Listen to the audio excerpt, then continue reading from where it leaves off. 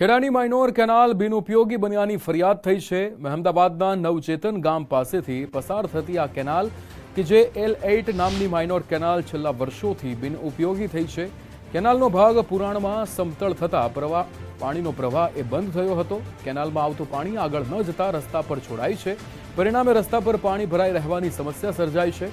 સિંચાઈ વિભાગને અનેક રજૂઆત કરી છે, છતાં કોઈ જ કાર્યવાહી થઈ નથી।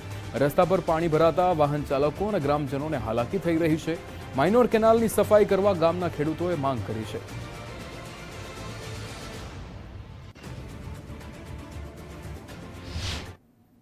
ત્યારથી આ કેનાલમાં બિલકુલ પાણી આવતું જ નથી અને બંધ અવસ્થામાં પડી રહેલી છે, જેથી પાણી બાબતે ખેડૂતોને ઘણી મુશ્કેલીનો સામનો કરવો પડશે વર્ષો વર્ષ। અને પાણી જ્યારે આવે તો વેસ્ટેજ થઈને બહાર રસ્તા ઉપર જતું રહે છે।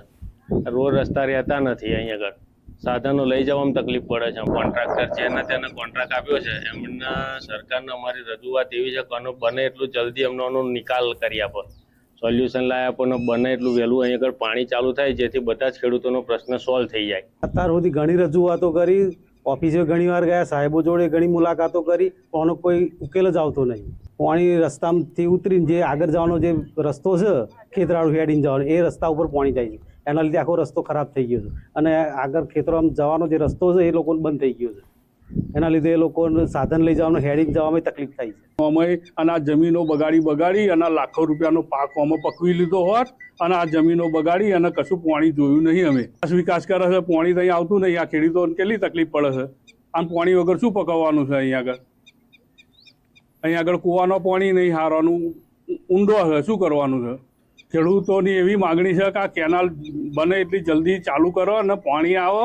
આ પાણી બધું રસ્તા બગડે છે, ખેતરમાં જવાની તકલીફ પડે છે।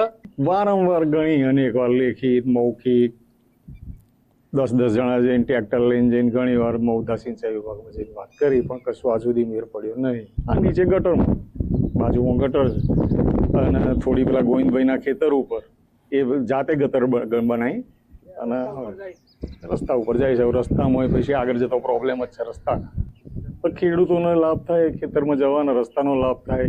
આગળ પાણી નથી પહોંચતું તો પાણી પહોંચી જાય, ઘણા પ્રશ્નો હળ થઈ જાય।